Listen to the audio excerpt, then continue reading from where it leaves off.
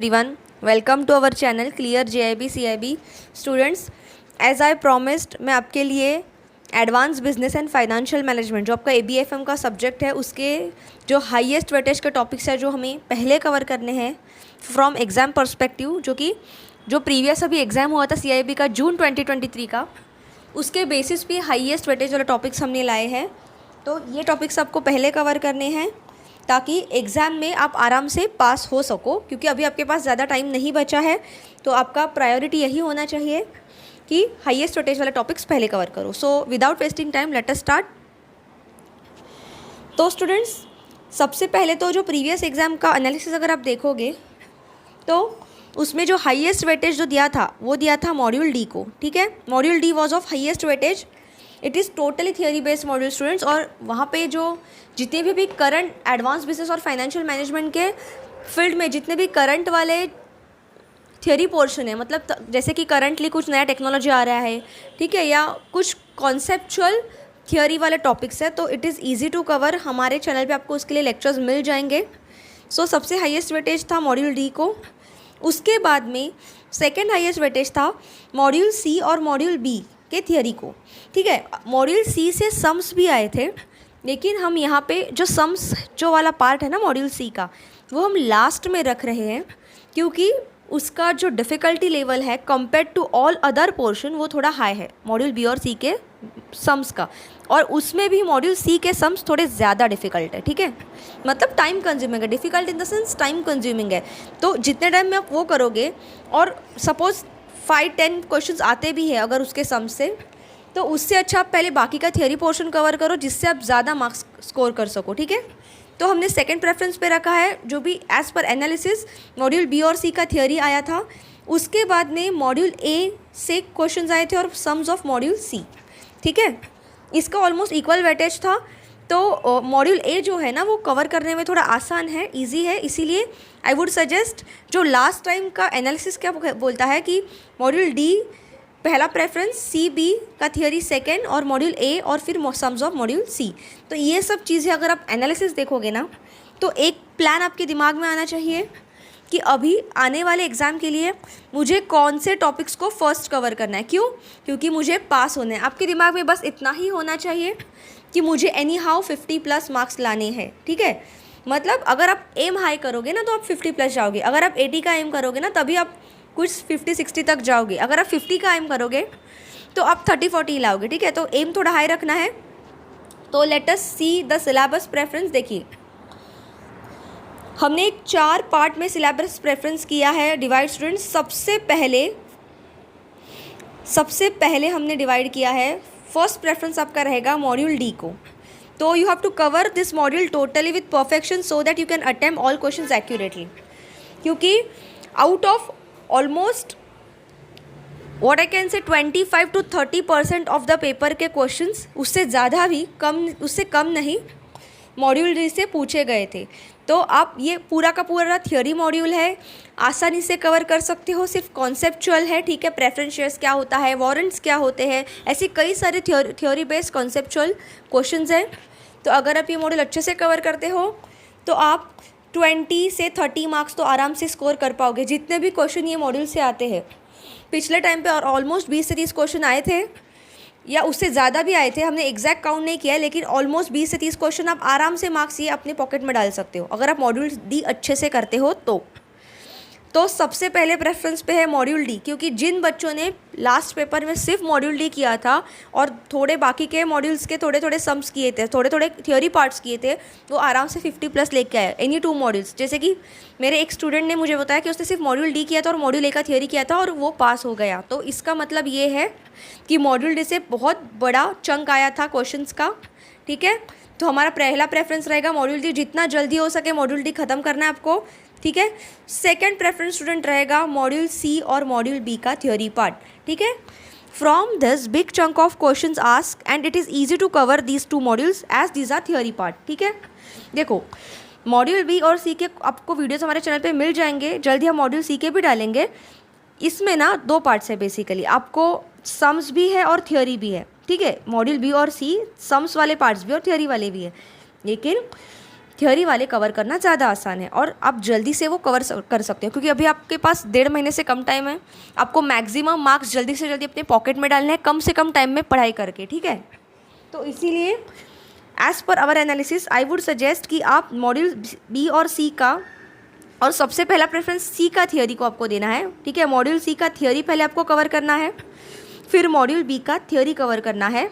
अगर टाइम मिलता है, तुरंत हो रहे हैं, तो सम्स कवर करो, नहीं तो सम्स थोड़े लास्ट में रख दो, क्योंकि अगर आप थियोरी पोर्शन भी कवर करते हो तो भी आराम से आप कई सारे क्वेश्चन, जितने भी थियोरी के क्वेश्चन आते हैं ना बी और सी से, वो आराम से आप कर सकते हो। सम्स थोड़े लास्ट में रखो, क्योंकि सम्स कवर करने के लिए आपको थोड़ा टाइम लगेगा। वो टाइम में आप बाकी के मॉड्यूल्स की थियोरी भी कवर कर सकते हो। और हाँ, सम्स भी आप सी के ही पहले करोगे, क्योंकि बी के सम्स इतने नहीं आए थे। फिर तीसरे प्रेफरेंस में हमने रखा है स्टूडेंट्स मॉड्यूल ए। उससे भी आपको ऑलमोस्ट 10 to 15 क्वेश्चंस तो आराम से आए ही आए थे, ठीक है। पिछले टाइम के CIB का जो जून का एग्ज़ाम हुआ था, उसमें जो जैसे कि जो मैनेजमेंट के फंक्शंस है ना, उससे उसके जो एडवांटेजेस है, डिसएडवांटेजेस है, ठीक है, उससे डायरेक्ट क्वेश्चंस आए थे ऑड वन आउट में। Which of the following is not an disadvantage of staffing. तो इसका मतलब है आपको उसके बाकी के डिसएडवांटेज पता होना जरूरी है। और ट्रस्ट में स्टूडेंट्स, ये मॉड्यूल काफ़ी आसान है कवर करने में। ये पूरा का पूरा आपको हमारे चैनल पे मिल जाएगा, ठीक है। इसके भी लेक्चर्स हम आने वाले दिनों में डालने वाले हैं, रिमेनिंग मॉड्यूल चैप्टर्स के। तो आपका थर्ड प्रेफरेंस क्या होगा? ये मॉड्यूल का जो थियोरी वाला, मतलब पूरा का पूरा थियोरी मॉड्यूल ही है और बहुत आसान है कवर करने में। कुछ हार्ड एंड फास्ट इसमें साइंस नहीं है, सिर्फ लॉजिकल क्वेश्चंस है। बस एक बार पढ़ो, समझ लो क्या बोल रहा है, स्टाफिंग क्या होता है, कंट्रोलिंग क्या होता है, डायरेक्टिंग क्या होता है, ठीक है, प्लानिंग क्या होता है, बेसिक फंक्शंस है मैनेजमेंट के, उतने कर लो। 10 से 15 मार्क्स आप अपने पॉकेट में आराम से डाल सकते हो, ठीक है। और फिर लास्ट प्रेफरेंस आता है students numericals of module C and B. और उसमें भी आप मॉड्यूल सी के सम्स को पहले प्रेफरेंस दोगे। देखो हमने ये लास्ट में क्यों रखा है, as this part is quite difficult and time consuming to cover as compare to other portion of this subject, जो कि बाकी के थियोरी पोर्शन है। It is advisable to cover it once you finish all theory part. Also in last CIB exam, sums from module C only were asked, so therefore first cover sums of module C and then if time left cover sums of module B. तो previous CIB का exam में, जून वाले exam में module C के sums पूछे गए थे, ठीक है। तो अगर टाइम बचता है तो मॉड्यूल C के सम्स पहले करोगे और फिर B के करोगे, क्योंकि B से क्वेश्चन सम्स के नहीं पूछे गए थे इतने ज़्यादा, तो वो आप सबसे लास्ट प्रेफरेंस में रखोगे। अगर टाइम नहीं मिलता इट्स ओके, अगर आप नहीं भी करते हो तो स्टूडेंट्स, अगर आप ये पूरा का पूरा एनालिसिस देखोगे ना सिलेबस प्रेफरेंस का, तो आपके अभी जिम्मेदारी आपकी क्या है, फटाफट थियोरी वाला जो पोर्शन है मॉड्यूल डी का थियोरी, पूरा का पूरा मॉड्यूल ही थियोरी मॉड्यूल डी ही थियोरी वाला है। मॉड्यूल ए और डी थियोरी वाला मॉड्यूल है। देखो स्टूडेंट, जिन्होंने स्टार्ट नहीं किया उनको मैं बताना चाहती हूँ, मॉड्यूल ए और डी थियोरी वाला मॉड्यूल है, सिर्फ और सिर्फ प्लेन थियोरी है। और मॉड्यूल बी और सी में सम्स भी है और थियोरी भी है, ठीक है। और थियोरी पे बेस्ड ही सम्स है। अगर आपको थियोरी वाले जो बेसिक कॉन्सेप्ट पे क्लियर है तो आप सम्स आसानी से कर सकते हो। तो आपको करना क्या है, बेसिकली पहला प्रेफरेंस है मॉड्यूल डी खत्म करो, 20 से 30 मार्क्स अपने पॉकेट में डाल दो, जितने भी क्वेश्चन आएंगे। और इतना अच्छे से करना है ना, ये जो थियोरी वाले मॉड्यूल्स है, जो आप थियोरी पार्ट कर रहे हो, वो इतना 100% करना है कि वहाँ से कुछ भी क्वेश्चन आए, क्योंकि देखो बुक से के बाहर तो क्वेश्चन आएगा नहीं, जितने भी क्वेश्चन आएंगे मैकमिलन के बुक से ही आएंगे। तो अगर आप ये अच्छे से जो थियोरी वाला पोर्शन है भी 100% भी करते हो ना, तो आउट ऑफ 180 मार्क्स तो 70 to 80 मार्क्स को आप आराम से स्कोर करोगे ही, क्योंकि सम्स 20 से 30 मार्क्स से ज़्यादा ऊपर नहीं आएंगे, क्योंकि सम्स सिर्फ 2 मॉड्यूल्स में, ठीक है। अगर मैक्सिमम आए तो भी 30 मार्क्स है, उससे ज़्यादा कोई वेटेज के सम्स नहीं आएंगे। तो अगर आप सिर्फ और सिर्फ थियोरी भी करते हो तो 60 to 70 मार्क्स तो आप आराम से लेके जाओगे, लेकिन आपको वो थियोरी अच्छे से करनी है, ठीक है, परफेक्टली करनी है। तो पहला प्रेफरेंस मॉड्यूल डी रहेगा, दूसरा प्रेफरेंस रहेगा मॉड्यूल सी और बी की थियोरी, और मॉड्यूल सी और बी में भी पहला प्रेफरेंस मॉड्यूल सी की थियोरी को रहेगा, क्योंकि जो अभी एग्जाम हुआ था उसमें मॉड्यूल सी की थियोरी से ज़्यादा क्वेश्चन थे और फिर मॉड्यूल बी की थियोरी से थे, ठीक है। फिर थर्ड प्रेफरेंस हमारा रहेगा मॉड्यूल ए। थर्ड प्रेफरेंस में हमने मॉड्यूल ए क्यों रखा है, क्योंकि ये बहुत आसान मॉड्यूल है कवर करने के लिए, ठीक है। और कोई भी एग्जाम में 10 से 15 मार्क्स के अगर क्वेश्चन किसी मॉड्यूल से आते हैं तो ये कम भी नहीं है, आपका पासिंग 50 मार्क्स है। तो अगर आप किसी मॉड्यूल से अच्छे से करके आप 15 मार्क्स आसानी से वहाँ से स्कोर कर पा रहे हो, तो आप जो कट ऑफ का लाइन है ना उसके बहुत नज़दीक जा रहे हो। आप आराम से वो अगर आपके इन बाकी मॉड्यूल्स के मार्क्स 35 है, ऊपर के 15 मार्क्स अपने मॉड्यूल ए वाले क्वेश्चन से ले लिए तो आसानी से आप पास हो जाओगे, ठीक है। तो इसलिए मॉड्यूल ए को आपको कम प्रेफरेंस नहीं देना है क्योंकि बहुत आसान है और इजीली हो जाएगा, ठीक है। तो मॉड्यूल डी का थियोरी, सी और बी का थियोरी और फिर मॉड्यूल ए का थियोरी, ये आप पहले कवर करोगे। और अगर आपके पास टाइम बचता है तो सम्स कवर करोगे किसके, मॉड्यूल सी के पहले। और अगर टाइम और बचता है तो ही मॉड्यूल बी के सम्स करोगे। बी के सम्स कवर करने में थोड़े आसान है as compare to C. Module C के सम्स थोड़े डिफ़िकल्ट है, मतलब टाइम कंज्यूमिंग है। आपको एक सम सॉल्व करने के लिए ज़्यादा टाइम देना पड़ेगा और उसके बाद में आपको 1 या 2 मार्क मिलेगा, ठीक है। तो इसीलिए आई वुड सजेस्ट कि पहले थियोरी ख़त्म करो तो आसानी से आप पास हो जाओगे स्टूडेंट्स। ट्रस्ट मी, मेरे कई सारे स्टूडेंट्स यही स्ट्रैटेजी फॉलो करके जून वाला एग्ज़ाम ये पेपर का पास किए हैं, ABFM का। सो डेफिनेटली आपको भी समझा होगा कि प्रीवियस एग्ज़ाम एनालिसिस देख के हमने कैसे हाईएस्ट वेटेज वाले सिलेबस का एक प्रेफरेंस बनाया है।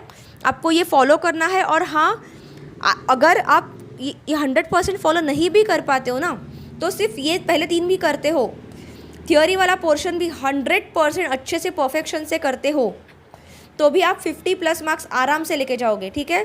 क्योंकि 60 से लेके 80% तो थियोरी वाला ही आएगा क्योंकि उतना सिलेबस थियोरी का ही है। और जो हाईएस्ट वेटेज वाला मॉड्यूल है डी, ठीक है, वो तो थियोरी वाला ही है। तो ऑब्वियसली ज़्यादा से ज़्यादा थियोरी क्वेश्चन ही एग्जाम में आपको देखने को मिलेंगे as per last exam analysis expected है। तो आई वुड सजेस्ट आप अगर ये फॉलो करते हो और अगर टाइम बचता है तो न्यूमेरिकल्स करते हो, देन ऑल्सो इट्स ओके। अगर आपको ऐसा लग रहा है कि नहीं मुझे न्यूमेरिकल्स पहले करने हैं तो मॉड्यूल सी के पहले करो, ठीक है। टाइम बचता है तो बी के भी कर लेना, लेकिन थियोरी वाला पहले करो क्योंकि थियोरी आसान है। क्योंकि कई सारे बच्चों को न्यूमेरिकल्स कवर करने में थोड़ा डिफिकल्टी आती है, दिक्कत आती है। एक एक पॉइंट आपको समझना है, एक एक स्टेप। और अगर कुछ स्टेप में आप गलत हो गए तो आपका फाइनल आंसर भी रॉन्ग जाएगा, तो वो भी थोड़ा प्रॉब्लम है, ठीक है। सो आई होप आपको समझा स्टूडेंट्स क्या सिलेबस प्रेफरेंस होना चाहिए। सो यहाँ से हम क्या कंक्लूजन में आते हैं स्टूडेंट्स, जैसे कि मैंने अभी बोला, मॉड्यूल डी का थियोरी, फिर मॉड्यूल सी और डी का थियोरी, फिर मॉड्यूल सी और मॉड्यूल बी का थियोरी, फिर मॉड्यूल ए पूरा का पूरा, जो कि मतलब यहाँ पे मैं थियोरी नहीं लिख रही हूँ, डी और ए पूरा थियोरी ही है, और फिर सी के सम्स और टाइम बचता है तो बी के सम्स, ठीक है। यही आपका प्रेफरेंस होगा अगले आने वाले टाइम में।